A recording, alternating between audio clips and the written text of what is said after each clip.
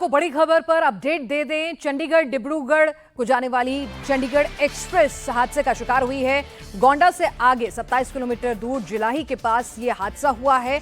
Rail के 10 से 12 डब्बे जो हैं वो पटरी से उतर गए हैं और इंजन से जुड़े हुए 2 डब्बे सबसे ज्यादा इस हादसे में प्रभावित हुए हैं। वो ट्रैक से बिल्कुल अलग खेतों पर जाकर वहां पर गिर गए हैं। डीएम नेहा शर्मा क्या कह रही हैं गोंडा, जरा उनको सुनते हैं। हाँ, रेलवे एक्सीडेंट है, डीरेलमेंट हुआ है और इसमें 8 कोचेस जो हैं वो डिरेल हो गए हैं और अभी तक 4 लोगों की कैजुअलिटी की सूचना है। बाकी सभी को रेस्क्यू किया जा चुका है। हम लोग सारी एम्बुलेंसेज यहाँ पे उपलब्ध हो गई हैं और स्थानीय लोगों ने भी बहुत सहयोग किया है। कौन सी ट्रेन थी और कहाँ से? डिब्रूगढ़ एक्सप्रेस है ये, जिलाई मोतीगंज LC 248 के पास। इसमें जो घायल हुए हैं वो उनको उपचार के लिए निकाला जा चुका है।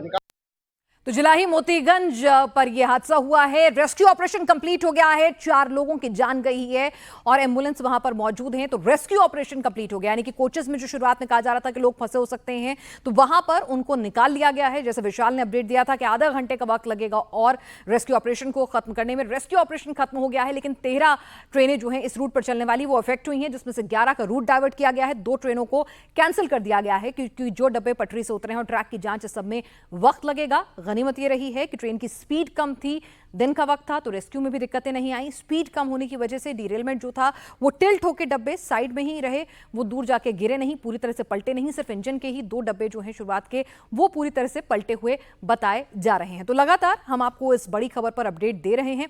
20 से ज्यादा यात्री घायल हुए हैं। AC कोच सबसे ज्यादा प्रभावित हुए हैं। जो इंजन के साथ लगे हुए शुरुआत के 2 AC कोच बताया जा रहा है सबसे ज्यादा वही प्रभावित हुए हैं। पूरा का पूरा कोच पलट गया है, बोगी पूरी पलट गई है। रेस्क्यू ऑपरेशन जो वहां की डीएम है गोंडा की, वो बता रही हैं कि जिलाही मोतीगंज लोको पर यह पूरा का पूरा हादसा हुआ है। वहां पर रेस्क्यू ऑपरेशन कंप्लीट हो गया है। 4 लोगों के मरने की उन्होंने यात्रियों की पुष्टि की है, 4 लोगों की मौत की, और घायलों की संख्या पर अपडेट नहीं है। हालांकि उन्होंने जो डिरेलमेंट डब्बों की संख्या बताई है वो 8 है। विशाल, एक अच्छी खबर, राहत की खबर गोंडा डीएम ने दी है, नेहा शर्मा ने, कि रेस्क्यू ऑपरेशन कंप्लीट हो गया है, एम्बुलेंस मौजूद हैं, अब इलाज शुरू हो गया है। अब सवाल दूसरा, हादसा क्यों हुआ, कैसे हुआ, किसकी लापरवाही थी? पहली प्राथमिकता रेस्क्यू और बचाव था, वो हो गया।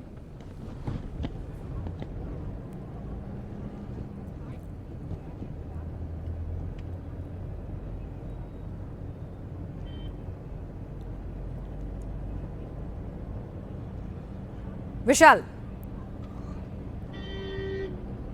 क्योंकि दुर्घटना स्थल के लिए रवाना हो चुके हैं, तो रास्ते में हैं, तो कुछ तरह की कनेक्टिविटी इश्यूज उनके पास आ रहे हैं। तो अब सवाल दूसरा है। देखिए, बिल्कुल एक जिम्मेदारी के तहत सबसे पहली प्राथमिकता थी कि घायल जो हैं उनको इलाज मिले, वहां तक एम्बुलेंस पहुंचे, फर्स्ट एड पहुंचे, रेस्क्यू ऑपरेशन कंप्लीट हो। इलाके की डीएम नेहा शर्मा ने इस बात की पुष्टि की कि रेस्क्यू ऑपरेशन कंप्लीट हो गया है, एम्बुलेंसेज हैं, लोगों को अस्पताल तक पहुंचाया जा रहा है।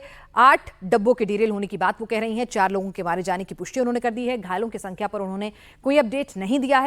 तो अब जब रेस्क्यू ऑपरेशन कंप्लीट हो गया है, तो सवाल दूसरा है कि यह हादसा कैसे हुआ। जब हम बुलेट ट्रेन का सपना देखते हैं, जब हम एडवांस ट्रेन की बात करते हैं, हाई स्पीड ट्रेन की बात करते हैं, हाई स्पीड कॉरिडोर बनाने की बात करते हैं, तो सबके बीच में अगर हम बेसिक ट्रैक की सिक्योरिटी नहीं इंश्योर कर सकते हैं, तो लाजमी सी बात है सवाल उठेंगे ही।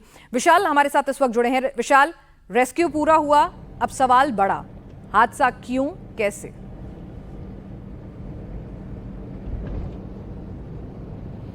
पिनाज, ये बिल्कुल बुनियादी सवाल है, बड़ा सवाल है, क्योंकि अधिकारियों से जो हमारी बातचीत हो रही थी तो सभी अधिकारियों को कहना था, चाहे वो रेलवे के हों, चाहे वो डिस्ट्रिक्ट एडमिनिस्ट्रेशन के हों, पुलिस के हों, NDRF के हों, SDRF के हों, या फिर रेलवे की वो एक्सपर्ट कमेटी हो जो कि ऐसे हादसों के बाद साइड पे जाती है ताकि हादसों का कारण बताया जा सके, उसके पीछे की असल घटना पता लग सके।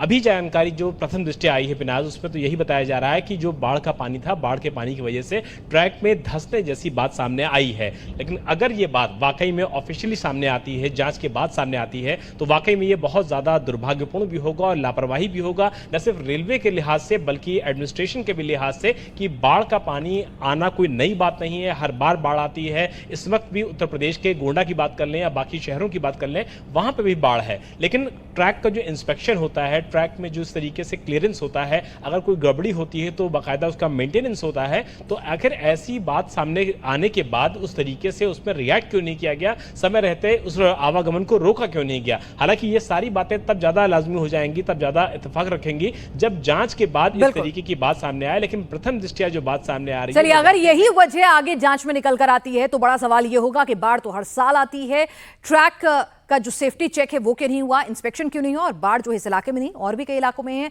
तो क्या रेलवे को कुछ फौरी स्टेप्स उठाने की जरूरत है। अगर